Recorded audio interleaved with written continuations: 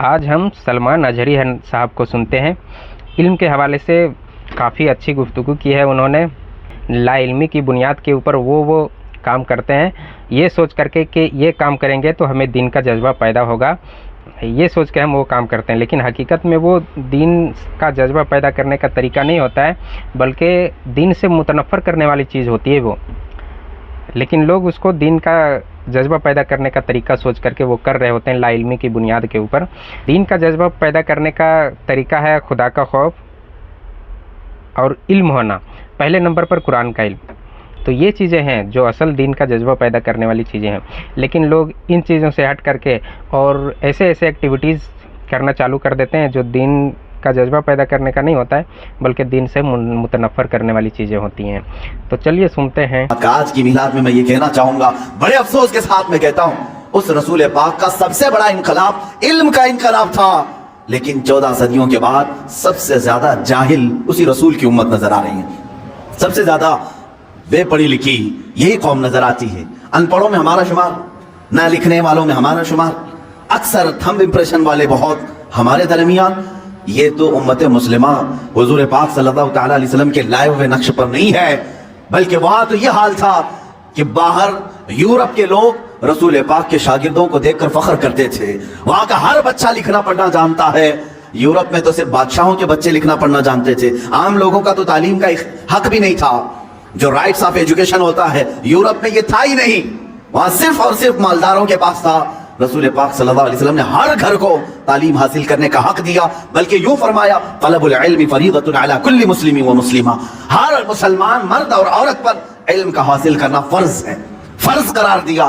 تم اپنی زندگی کیسے گزارو گے، اللہ رب العزت کی رضا کیسے حاصل کرو گے، کتنی چیزیں تمہارے لیے حلال ہیں، کتنی چیزیں تمہارے لیے حرام ہیں، یہ سیکھنا تمہارے اوپر فرض ہے۔ آج حیرت کی بات ہے، ہم میں سے اگر 1000 ہوں تو شاید ایک ان کے بیچ میں عالم ہوگا، یا اس سے بھی کم نسبت ہوگی، جو مسائل جانتا ہو، لوگوں کو مسائل بتا سکے۔ ورنہ عوام الناس کا حال تو یہ ہے، انہیں حرام کی طرف بھی بلائیں تب بھی عمل کر لیں، حلال کی طرف بلائیں تب بھی عمل کر لیں۔ حاطب اللیل اس کو کہا گیا ہے، رات میں لکڑیاں جمع کرنے والے کی مثال جاہل کی ہے۔ جاہل آدمی رات کو لکڑیاں جمع کرنے والے کی طرح ہے۔ حدیث پاک میں ملتا ہے، کیوں؟ رات میں ٹوکرا لے کر جو لکڑیاں جمع کرتا ہے اسے دکھتا تو کچھ نہیں، لکڑیاں بھی رکھتا ہے، کنکر بھی، پتھر بھی، جو ہاتھ میں آئے گوبر بھی، سب ڈال لے گا اپنے ٹوکرے میں، اسے پتہ ہی نہیں ہے کیا جمع کر رہا ہے۔ جاہل کی مثال ایسی ہے، حلال بھی کرے گا، حرام بھی کرے گا، واجب بھی کرے گا، مکروہ بھی کرے گا، سب کچھ کر جائے گا، اسے پتہ ہی نہیں ہے۔ جہالت اسلام کے لیے سب سے بڑا داغ ہے۔ اس لیے آپ دیکھتے ہیں کبھی حضور صلی اللہ تعالیٰ علیہ وسلم کے زمانے کے بعد کے زمانے کو دور اسلام کہتے ہیں، اور اس سے پہلے والے زمانے کو دور جہالت کہتے ہیں۔ اسلام کا اپوزٹ ہے دور جہالت۔ ہونا تو یہ چاہیے کہ اسلام سے پہلے کفر ہو، اسلام کا اپوزٹ تو کفر ہے، لیکن یہاں اتنا اپوز کیا گیا ہے جہالت کو کہ اسلام کا اگر سب سے بڑا اپوزٹ کچھ ہے تو جہالت ہے۔ نہ جاننا، علم کا نہ ہونا، یہ اسلام کا بالکل اپوزٹ ہے۔ اس اپوزٹ کو تم اپنے سینوں میں پال کر رکھے ہو آج۔ بچوں کو تعلیم سے دور رکھنا، اپنے گھروں کو علمی ماحول سے دور رکھنا، یہی تو ایک وجہ ہے کہ جو ہمارے معاشرے میں آتا ہے اپنا رنگ جمانے کی کوشش کرتا ہے اور جم بھی جاتا ہے۔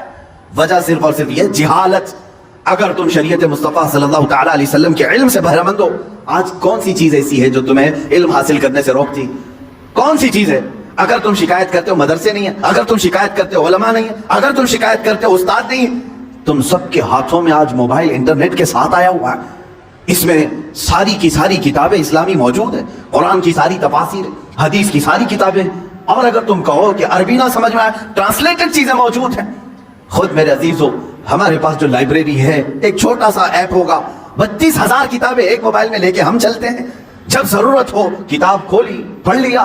زمانہ اتنا عروج پر آ چکا، یاد رکھنا کل قیامت کے دن اس زمانے کا کوئی آدمی اللہ کے پاس بہانہ نہیں کر سکے گا، عذر نہیں پیش کر سکے گا۔ اے اللہ، میں ایسے ماحول میں تھا کہ کوئی استاد ہی نہیں ملا، اے رب میں ایسے ماحول میں تھا کہ کوئی عالم ہی نہیں آیا۔ تم تو عذر نہیں کر سکو گے، کم سے کم یہ بات یاد رکھو، پکڑ ہوگی، کیونکہ رب تبارک و تعالیٰ یہ فرمائے گا، میں نے تو اپنا رسول بھیجا تھا اس لیے کہ علم عام ہو، تم نے تو علم کے سارے دروازے بند کر لیے، سارے دروازے بند کر۔ عزیزان گرامی اوقات، اس ریولوشن کی میں بات کر رہا ہوں جو علمی انقلاب تھا، روحانی انقلاب تھا۔ اب ایک بات اور، جب لائٹ آ جاتی ہے تو بہت ساری چیزیں دکھنے لگتی ہیں۔ لائٹ بند ہو तो पता नहीं चलता कि दीवार पे क्या है, जमीन पे क्या है, छत पे क्या है। लाइट रोशन करो, हर जगह नजर आने लगी। इसी तरह कहा गया अल इल्म नूरुन, इल्म रोशनी है, जिस इंसान के अंदर आ जाए तो फिर उसे सब खराबियां सामने नजर आती हैं। हराम क्या है, कुफ्र क्या है, शिर्क क्या है, गलाजत क्या है, इल्म की रोशनी में वो बंदा देख सकता है। और जाहिल अंधेरे में हाथ पैर चलाता रहता है। कितनी खुराफात हमारे मुआशरे में आई है सिर्फ जहालत की वजह से। देखा देखी हमने बहुत सारी चीजों को एक्सेप्ट कर लिया है, उसके पीछे चल रहे हैं। तकलीद, जिसको अंधी तकलीद कहते हैं, हम किसी के भी पीछे चल पड़ते हैं, उसकी वजह क्या है? जिहालत। अल्लाह के नबी सल्लल्लाहु तआला अलैहि वसल्लम इसी चीज को खत्म करने के लिए तशरीफ लाए थे। मैंने शुरू में अपने तकरीर के यही अर्ज किया कि एक अरब ने आदमी का बोलबाला कर दिया, खाक के जर्रों को हमदोश सुरैया कर दिया। जाहिर सी बात है, बुतों की पूजा करने वालों को बुतों से आजादी दिलाकर एक खुदा की तरफ लाना मामूली बात नहीं, लेकिन रसूल पाक ने यह काम इल्म के जरिए फरमाया। इल्म के जरिए जब बंदे के पास इल्म हो तो आप उससे डिबेट कर सकते हैं। जाहिलों से क्या मुनाजरा होगा, जाहिलों से क्या डिबेट हो सकता है? वो अपनी ही हाँकता रहेगा। लेकिन जिसके पास इल्म आ जाए वो दलीलों को समझता भी है और दलीलों को एक्सेप्ट भी करता है। हुजूर पाक सल्लल्लाहु तआला अलैहि वसल्लम ने सबसे पहले कुरान के इल्म को आम किया। जब वहां मक्का वाले और मदीने वाले इस इल्म को देख रहे थे जो रसूल पाक की जुबान से निकल रहा था, तब उन्होंने रसूल पाक की दलीलों को भी एक्सेप्ट किया है। मेरे अजीजों, इतनी आसानी से सब इस्लाम में नहीं आए। बाज वो सहाबा हैं जो आमन्ना सद्दकना कहकर आ गए, लेकिन अक्सर तो ऐसे हैं जिन्होंने जांचा, परखा, इम्तिहानात लिए कि हकीकत में है भी कि नहीं। बरसों से तो पूजा चल रही है, माँ बाप दादा दादी सब कर रहे थे। इन्होंने अगर आज इनकार किया है तो दलील तो देके पूछे। हुजूर पाक सल्लल्लाहु तआला अलैहि वसल्लम के पास डिबेट के लिए कई लोग आए। आप एक खुदा की तरफ बुला रहे हैं, हमारे खुदाओं का क्या बुरा है, इनका क्या है? हुजूर पाक सल्लल्लाहु तआला अलैहि वसल्लम ने इल्मी अंदाज में उनकी इस्लाह की है। कैसे? बाज मकामात पर अपने मौजिज़ों के जरिए, बाज मकामात पर अपने अकली दलाइल के जरिए हुजूर पाक सल्लल्लाहु तआला अलैहि वसल्लम ने उन्हें समझाया और उन्होंने एक्सेप्ट किया। आज इसी बात की जरूरत है। जब तुम इल्म से कोरे हो तो दूसरे को क्या इस्लाम दे सकोगे, दूसरे को इस्लाम की तरफ कैसे बुला सकोगे?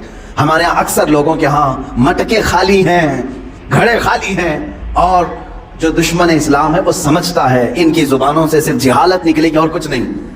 इल्मी तरीके से रद्द हो तो आज भी दलाइल के सामने दुनिया मजबूर नजर आएगी, मजबूर होगी। अजीज़ान गिरामी वक़ार, मैं रसूल पाक सल्लल्लाहु तआला अलैहि वसल्लम के उस रेवोल्यूशन को चाहता हूं कि आप रूह का इनकलाब ले आओ, रूह की तब्दीली ले आओ। चेहरे बदल लेने से कुछ नहीं होता। बाज लोग दाढ़ियां तो रख लिए लेकिन उनके रूह की गंदगी जा ना सकी। बाज लोग अमामे और लिबास तो साफ कर लिए लेकिन अंदर के बुरे करतूत जा ना सके। ये ऐसी ही है जैसे किसी कुएं में कुत्ता मरा पड़ा है, आपने पानी तो पूरा खाली कर दिया, मरे हुए कुत्ते को उसी में छोड़ दिया।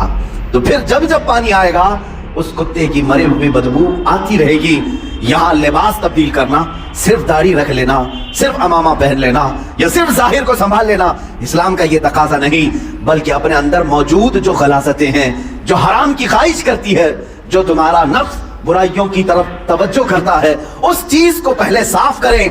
फिर आप जिस्म पर कुछ भी कपड़ा रखें, अल्लाह रब्बुल इज्जत तुम्हारे जुबान पर असर पैदा करेगा। इसलिए कि अब ये बात जुबान से नहीं दिल से निकलेगी।